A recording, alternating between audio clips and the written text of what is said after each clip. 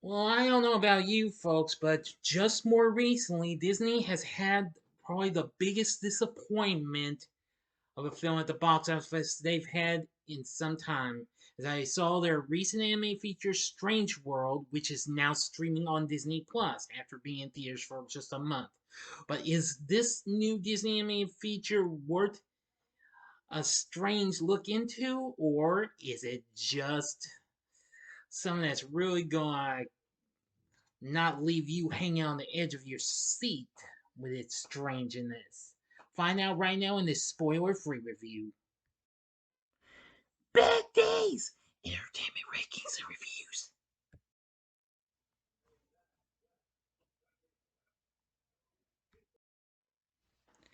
So, greetings, my fellow YouTubers, and welcome to Big D's Entertainment Rankings and Reviews.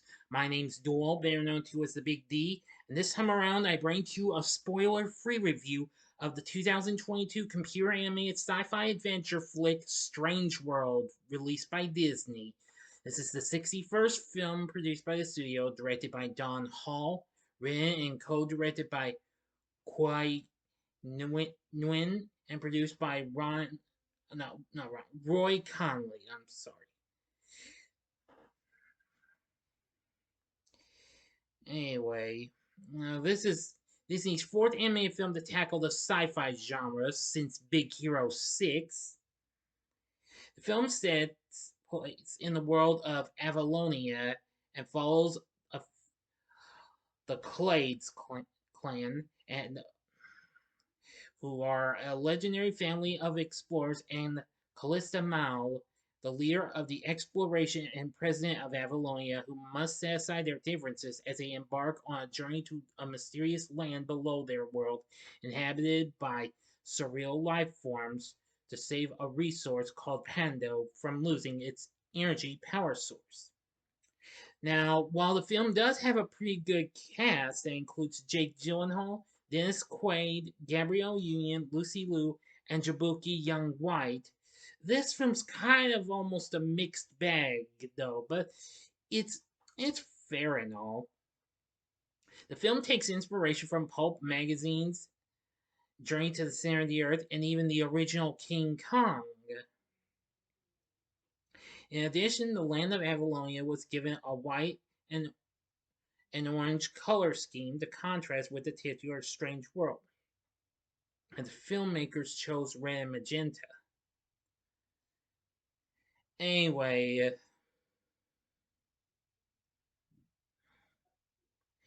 yes.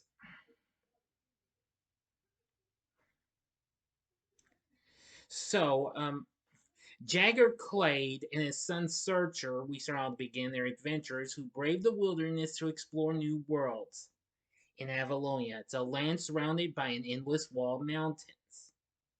While trying to traverse one of the mountains, Searcher discovers a plant that gives off green energy. Jagger insists continuing the quest, but Searcher and the rest of the expedition team believe that the new plant dubbed Pando is good enough. But Jagger angrily continues the mission alone. 25 years later, Searcher has made a name for himself by harvesting the plant and turning it into a fuel source for Avalonia. And he, and he married to fellow harvester Meridian, and they have a son named Ethan, who gets embarrassed whenever Searcher tries talking to his crutch, Diazo. And then Callisto Mal, the leader of Avalonia, who was one of Jager's former expedition teammates, shows up in a giant airship called Adventure and informs the Clades that the Pando is losing its power, meaning that they need Searcher to help find the cause. Well, they go down there and apparently they encounter Jager, who does help them out and what have you. So anyway, that's all I'm going to actually tell you, Wood. Now, first of all, I do like our voice acting cast. Jake Gyllenhaal voicing Searcher, he did a good job. Dennis Quaid voices Jager, who was really good. Gabrielle Union voices Meridian, and Lucy Liu voices Callisto. I think those were all good characters, and I do like character Ethan, voiced by Jaboukie Young-White. But what surprised me was I couldn't even tell that this character was an openly LGBTQ main character, especially the first time a Disney animated feature has ever done that. Sony Pictures Animations, The Mitchells versus the Machines ends up being the first film, well, of animation that I know of that feature a character um of that kind. This would have to go somewhere to beat this off with a stick, if you ask me, or something like that. But I couldn't even tell because, well, the film was fine and all. But anyway, I do like the look of the animation though, and it does have a good score from Henry Jackman. The film has gone mostly good to mixed response. Rotten Tomatoes says it's a Disney milestone in terms of representation, but as its storytelling experience, this dazzlingly animated adventure offers little audiences haven't already seen. I completely do agree and what have you. It does make it feel like you're seeing Journey to the Center of the Earth in the ways, and that's good. And even Richard Roper says, while it isn't in the same category as Frozen or Zootopia or even Encanto, which was a recent hit for Disney last year, it's a family friendly fun fest with the expected ingredients of fast paced action, ingenious visuals, terrific voice performances, and yes, some heaping spoonfuls of upbeat messaging about family ties, the importance of being true to oneself, and how we should all take great measures to take care of not only each other, but the world in which we live, no matter how strange that world might be.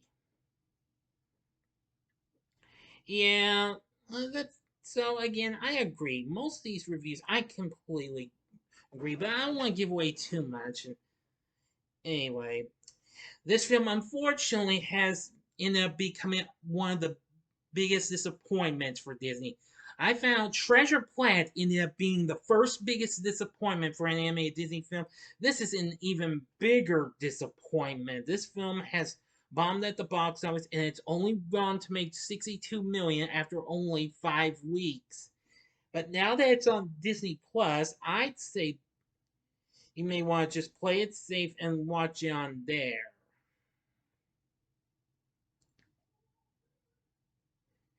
Yeah.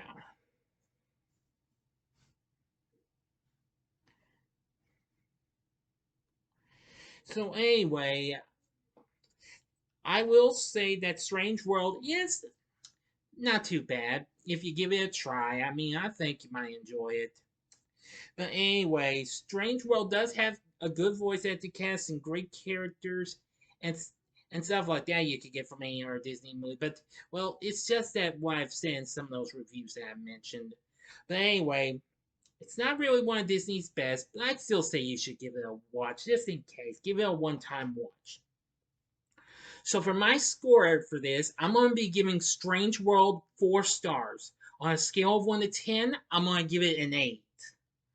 So what did you think of Strange World? Let me know in the comments section below. If you like this video, click the like button, subscribe, and be a part of the Big D Nation. And stay tuned, I'll have another spoiler-free review coming up soon. So thank you for watching, and if you like this, consider checking out these other films. In the upper left-hand corner is a spoiler-free review of a film I was just talking about earlier. And that was The Mitchells versus the Machines. In the upper right-hand corner is my review of another film that was considered a bit of a disappointment, but I still liked it in some ways. And that was Disney and Pixar's recent hit from this past summer, Lightyear. Or if you like, go to the bottom left-hand corner and see my review of this recent Disney animated feature I had just mentioned, Encanto, from last year. Which, just like this film, this went to Disney Plus after being in theaters for just a month as well.